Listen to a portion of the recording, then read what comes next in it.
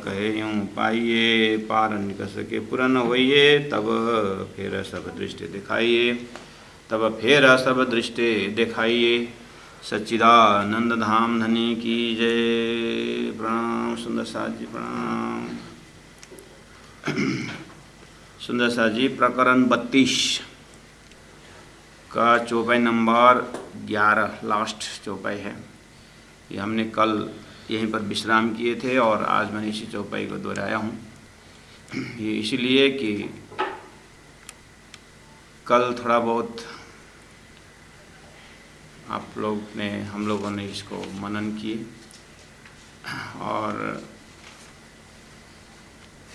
ये जो 7 प्रकरण में महामती प्राणनाथ जी ने किरंतन वेदांत के करके प्रारंभ किए थे 94 प्रकरण नंबर 27 में। तो कहो कहो कहो कहो जी ठौरने चल, वतन कहाँ ब्रह्म को, तुम तीन शरीर तज भय ब्रह्म, पायो है पूर्ण ज्ञान। इस तरह से ज्ञानियों को, पंडितों को, वेदांतियों को प्रश्न पूछते हुए और प्रकरण प्रारंभ है किरंतन वेदांत की। और महामती प्राणनाथ जी ने आगे जा कर के वेदांत शब्द कहाँ प्रयोग किए, प्रकरण 31 में जा कर के कहा, ए सुकमुनि बानी बोलिया वेदांता, सो इनो क्या समझी जाए। तो पहला 3 शरीर छोड़ करके ब्रह्म बन गए, अहम ब्रह्म अस्मि तत्वमसि। इन वेदों का मंत्रों को उन लोगों ने क्या माना कि एकदम अपने आप ब्रह्म स्वरूप बन गए और इसी शरीर में ब्रह्म की अनुभूति की बात की। फिर बोला कि शरीर नाशवंत है और ब्रह्म तक गुणांग इंद्रिय नहीं पहुंचता है। ऐसे बहुत सारे विषय में चौपाई टू चौपाई हम लोगों ने श्रवण करते आए। लास्ट में कंक्लूजन धनी ने क्या दिया कि वास्तव में वेदांत किसने कहा। वेद का अंतिम पोर्शन वेदांत, ज्ञान का मजल। लेकिन प्राणनाथ जी कहते हैं ज्ञान ही सब कुछ नहीं है, परमात्मा तो प्रेम स्वरूप है। इसलिए सुखदेव वाणी बोले वेदांत। सुखदेव का वाणी वास्तव में वेदांत है। क्यों? सुखदेव का वाणी तो भागवत है।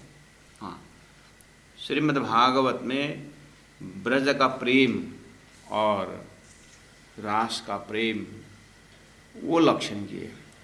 इसीलिए 31 नंबर चौपाई के 10 नंबर चौपाई में उन्होंने कहा 31 नंबर प्रकरण में कि सुकमुनि वाणी बोले वेदांत, सो इनो क्यों समझी जाए।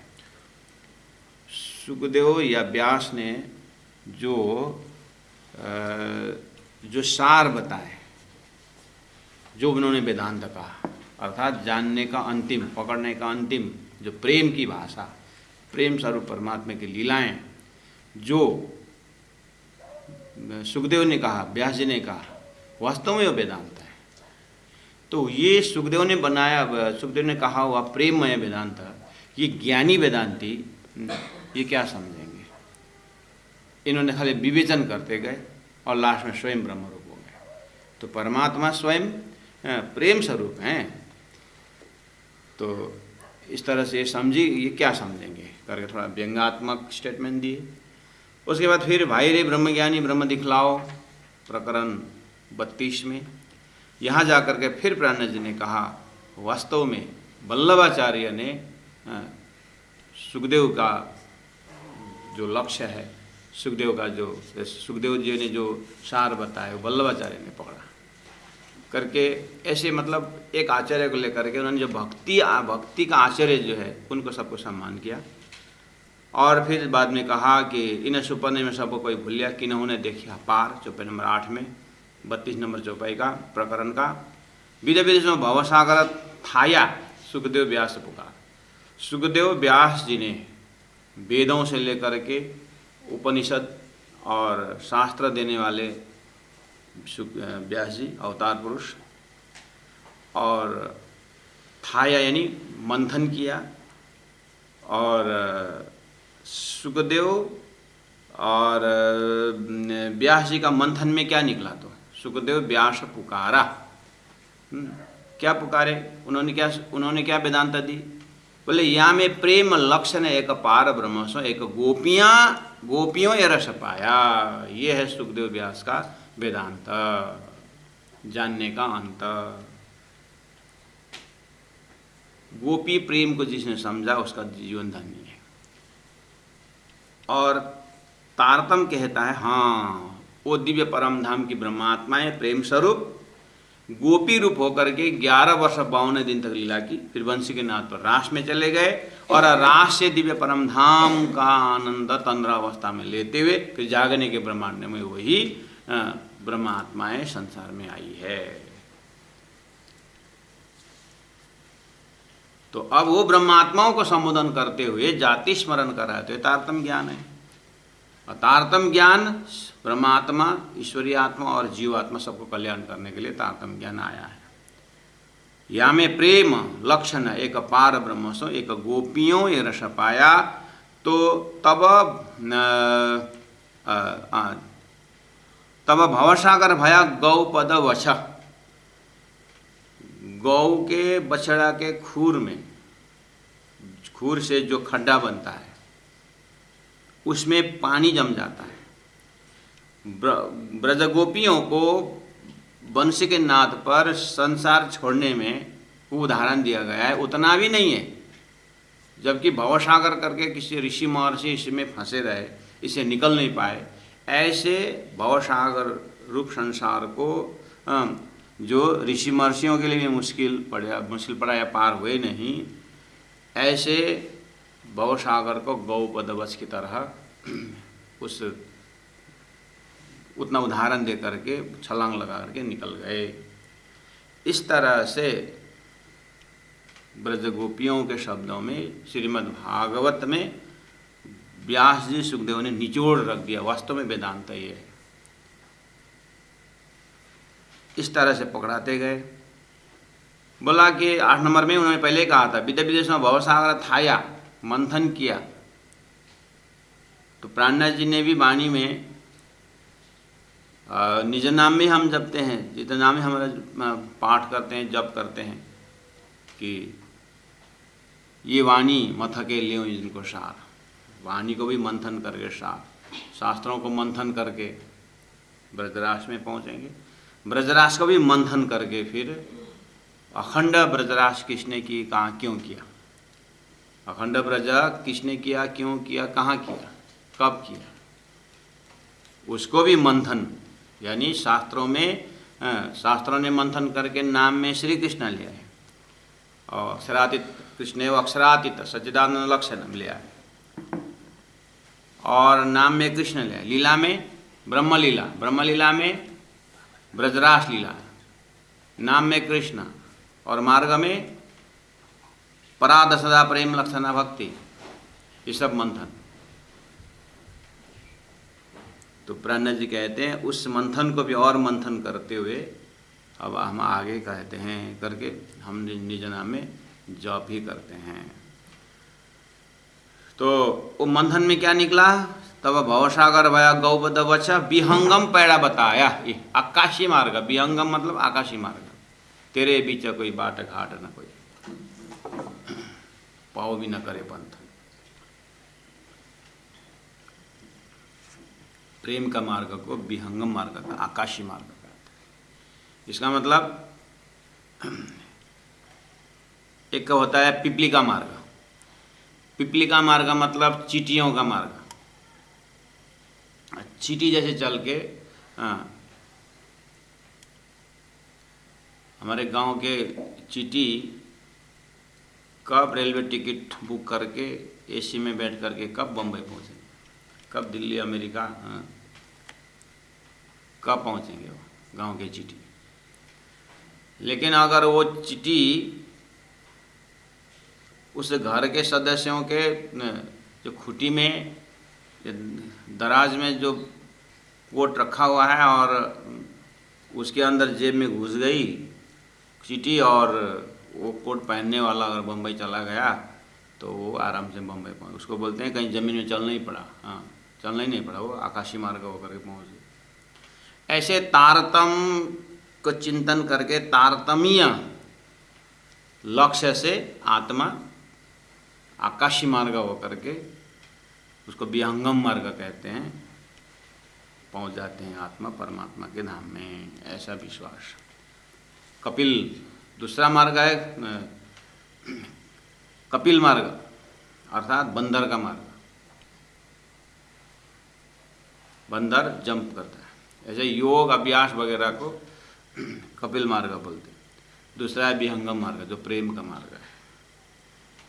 तो यहाँ पर कहा विहंगम पैड़ा बताया, उन गोपी ब्रह्मात्माओं ने बंशी के नाद पर रास में जाकर सारा संसार छोड़ दिए। पहले कहा था तुम 3 शरीर त्यजा भाई ब्रह्म, 3 शरीर त्याग, तो त्याग की बात करते 3 शरीर तो क्या, ब्रज गोपियों ने सारा संसार त्याग के, वो तो कालमाया का शरीर थोड़ा त्याग के चले गए। त्याग की बात करते हो तो गोपियों ने कम त्याग है क्या, आप तो शरीर को बात करो तो ब्रह्मांड को त्याग कर दिया। तो गोपियों के बराबर त्यागने के में क्या है, हे ब्रह्म हे वेदांतियों, आपने त्याग के विषय में कहोगे तो भी सुखदेव व्यास ने मंथन करके, सुखदेव व्यास के आस्था जो है बिल्कुल ब्रज गोपियों में है, और वो वास्तव में वेदांति। और संतों में भी कबीर जी ने भी कई दरवाजे खोजे, अर्थात साकारवाद में भी गए और निराकारवाद में भी गए। अंतिम में ये निराकार से भी परे है परब्रह्म परमात्मा का धाम। कबीर ने भी, अन्य उनका बहुत सारे ऐसे दोहा है, चौपाई है। कबीरदास जी इस विषय में बहुत आगे निकले, और ये पंचवासना में आते हैं कबीर जी भी, तो इनके शब्दों ने ब्रह्मांड को फोड़ा हुआ है। तो वैकुंठ शून्य सब देखिया कबीर जी ने, आखर जाए प्रेम पुकारिया, कबीरा कबीरा क्या कहे जा जमुना के तीर, एक एक ब्रज गोपियों में बह गए कोट कबीर। इसका मतलब उन्होंने ब्रज के भूमि को मन में कहा। तो ब्रज के भूमि में क्या रहस्य है, वो परमधाम के ब्रह्मात्माओं ने खेला हुआ ब्रज लीला है, रास लीला है।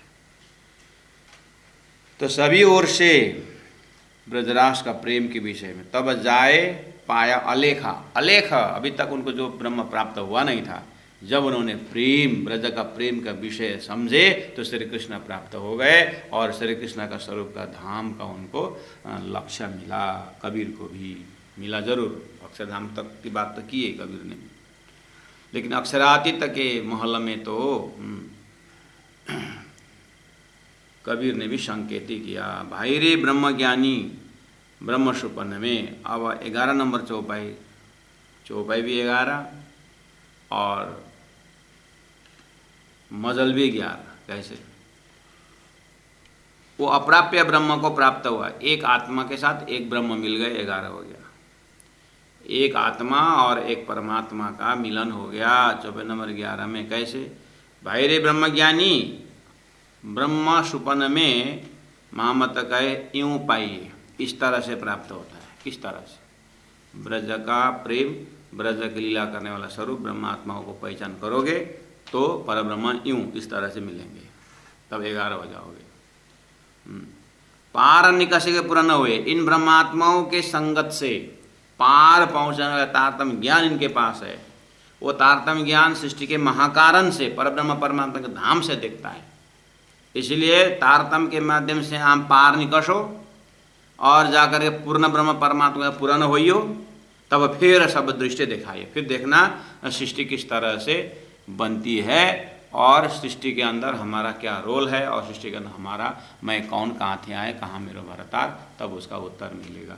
कुल मिला करके प्रसव हमें ये संकेत मिल रहा है कि दिव्य परमधाम के परमधाम से ब्रह्मात्माओं का अर्थात सृष्टि का कार्यक्रम महाकारण, जो तारतम्य का विषय वस्तु में वैराट जो विषय है, भगवान श्री कृष्ण अर्जुन को इस प्रारंभ किए थे 5000 वर्ष पहले, वही गीता का ज्ञान देने वाले बात तो नहीं, परब्रह्म परमात्मा ही सदगुरु महाराज को फिर ये विराट पूर्ण किया। और अभी तक जो ऑडियो था सदगुरु महाराज को वीडियो हुआ, और उस वीडियो से पूरा टीवी का प्रोग्राम हम देखते हैं, ऐसे ही उन्होंने शास्त्रों को एक एक नक्शा बता करके फिर 14 लोक, अष्टावरण, ज्योतिष रूप, गायत्री, महतत्व, इच्छा शक्ति, नारायण होते हुए सपना का देश, फिर आगे जाके अव्याकृत, सबलिक, केवल सत्स्वरूप, और इस तरह 4 अंतस्करण, उसी अंतस्करण में अखंड विष्टा, और ये सब दर्शन अवलोकन कराते हुए अक्षरधाम से भी आगे जा करके अक्षरातीत परम ब्रह्म परमात्मा, गीता का उत्तम पुरुष और वेद भागवत उपनिषद का बिल्कुल अद्वैत ब्रह्म अक्षरातीत श्रीराज जी का दर्शन करवाया तारतम ने सदगुरु महाराज के। सदगुरु महाराज को श्रीराज जी महाराज ने, उसी का नाम विराट है, तो विराट के साथ ही आगे बढ़ने की बात हमें मिला। प्राणनाथ प्यारे की जय। इस तरह से बहुत दिनों से हम ये 7 प्रकरण 27 से 32 तक किरंतन वेदांत का करके हम लोगों ने अवलोकन किया। अब आप लोग स्वयं मनन कर ही रहे हैं, आगे भी प्राणनाथ जी महाप्रभु समझाने की कोशिश करेंगे, और वितक भी आप लोग श्रवण कर रहे हैं, तो वितक में अभी अभी सदगुरु महाराज का ज्ञान को अब वो बीज में है। अब महामती प्राणनाथ जी के मुखारविंद से वृक्ष लगने लगेगा, और उस वृक्ष में जो फिर फूल खिलेगा, फिर फल लगेगा, फिर रस टपकेगा, वो आगे वितक के माध्यम से भी आप श्रवण कर रहे हैं। तो अब चलते हम प्रकरण 33 में। तो किरंतन ग्रंथ प्रकरण 33 और 34, अब 2 प्रकरण एक ही भूमिका के आधार पर प्राणनाथ जी महाप्रभु हमें शिक्षा देते हैं। भागवत में एक पुरंजन की कथा आती है, वो पुरंजन करके पुरंजन व्याख्यान करके एक कथा आती है। वैसे ही इस 2 प्रकरण का यहाँ पर वैसे भाव यहाँ पर दिखता है। तो ये 2 प्रकरण में सद्गुरु का तारतम ज्ञान जो है, तारतम ज्ञान जीव को समझा रहा है, और सद्गुरु का तारतम ज्ञान जीव को समझा रहा है, और जीव को समझाते समझाते जीव ध्यान से सुन रहा है कि नहीं सुन रहा है, लेकिन शरीर ने सुन लिया। सद्गुरु का ज्ञान शरीर ने सुन लिया, तो फिर शरीर जीव को बोलने लगा। ये जो डायलॉग है, और डायलॉग के अंदर बहुत दिव्य ज्ञान, दिव्य संदेश देने का क्रम राज जी महाराज ने प्रबंध किया उन ब्रह्मात्माओं को।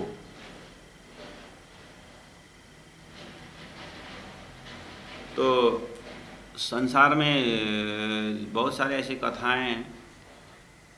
कोई सड़क की आत्मकथा लिखते हैं,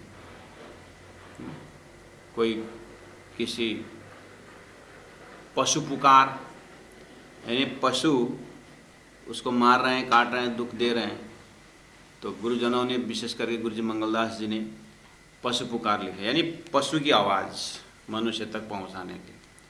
तो पशु किस तरह से दुख प्रकट करती है, तो पशु के मुखारविंद से उसका भाव को व्यक्त करना, उसको बोले पशु का आत्म पुकार। ऐसे ही कोई पौधा कोई काट रहे हैं, तो पौधा किस तरह से दुख प्रकट करती है, उसका शब्द दे करके। तो कवियों ने, लेखकों ने, संतों ने इस भाषा को प्रयोग करके, ऐसी शैली को प्रयोग करके हमें ज्ञान दिया हुआ बहुत मिलता है। और कितने ऐसी किताबें हैं जो कार्टून वगैरह बच्चे पढ़ते हैं कि कोई एक बिल्ली शेर से कहती है, दोनों का डायलॉग, कौवा की कथा सुना करके। तो ऐसे बहुत बड़े किताब, बहुत किताबें हैं ऐसे, लेकिन न कौवा पढ़ेगी और न शेर पढ़ेगा, न कौवा पढ़ेगा। पढ़ना देखना तो फिर आदमी ही पढ़ते हैं उसको। तो इसका मतलब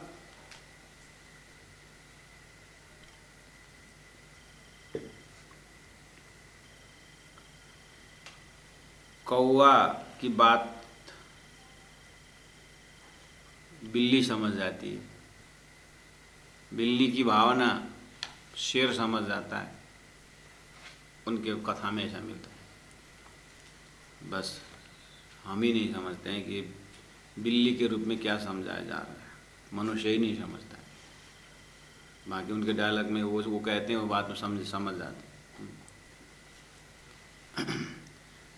ऐसे ऐसे बहुत सारे शैली है, तरीका है, मेथड है हमारे कान तक ज्ञान पहुंचाने का।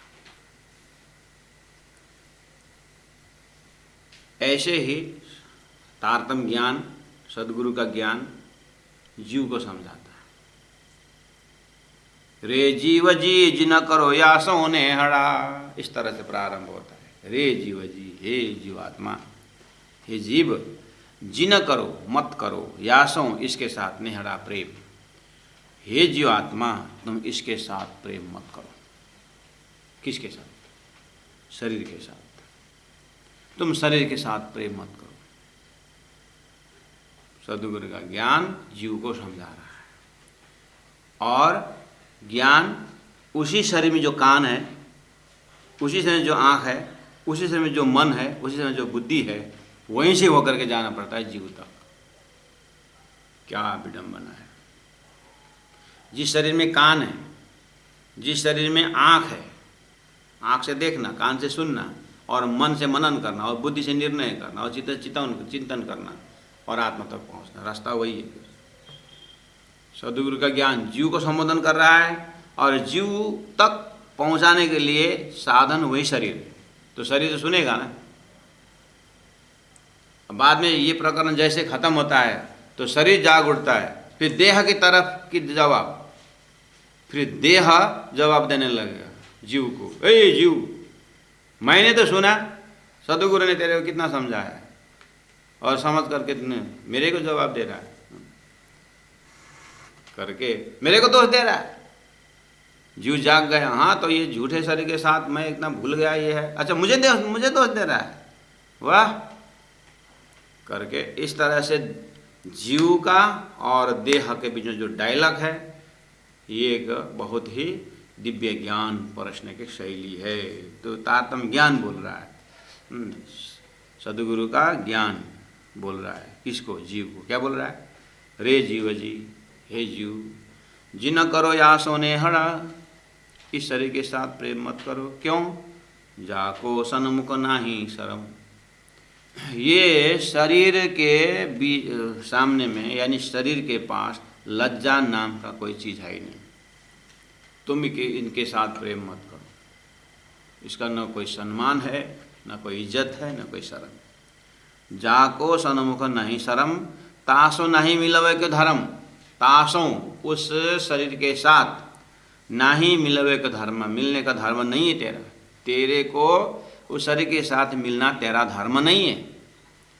जैसे कथाएं आप सुने होंगे, शेर का बच्चा भेड़ के साथ जाता, तो शेर ने अपने भेड़ के बच्चा को, अपने शेर के बच्चा को शेर ने जैसे ही देखी तो दौड़ दौड़ के पकड़ने जाते हैं, तो भेड़ के साथ और भाग के आगे जाता है। तो जैसे जैसे भेड़ों तो डर के मारे भाग रहे हैं, लेकिन उसमें शेर का बच्चा भी भाग रहा है, तो पकड़ करके ले आई और उसको जाति स्मरण करवाई। तो इस कथा, ऐसी कथाएं आप सुने। और पानी में दिखाया चेहरा कि तेरा चेहरा भेड़ का चेहरा मिलता है, तेरे से चेहरा मेरे से मिलता है, देख। तो फिर थोड़ा थोड़ा, हाँ चेहरा तो मेरे से मिलता है। तू शेर है, शेर का बच्चा है, तो कहाँ भेड़ के साथ भाग रहा है? तो भगाने में है, भागने में नहीं है। तेरे पास कितनी ताकत है, लगा आवाज। तो जैसे हुंकार भरे तो वो भी ट्राई की, लास्ट में वो भी। अच्छा, हनुमान जी ने भूल गए थे कि वो पवन पुत्र उड़ सकते हैं, ताकत है, जाम्बवंत नहीं जाते, इसको बोलते हैं हनुमानीकरण कर। बस ऐसे ही पहला नंबर जीव को, चेतना को सद्गुरु का ज्ञान जो है जाति स्मरण करा रहा है। तू है जीव, तू सत डिपाट वाला है, तू वास्तव में आत्मा है। अपने को भूलने के कारण तेरे को जीव बात कर रहे हैं, उसी के अंदर घुसना। हे सुरता, तू परम धाम के ब्रह्मात्मा है का माया में भूल गई, उसके साथ साथ जाता है। ये जीव को समझाने का मतलब इतना पतला अंतस्करण है कि ये ट्रांसपेरेंसी है। ये जैसे स्फटिक के दूर में जैसा कलर कपड़ा का होता है, स्फटिक यहाँ से देखना वो कलर ले लेते, ऐसे ही यहाँ जीव का संबोधन तक अगर आवाज़ पहुँची तो सुरता को जरूर पहुँचेंगे।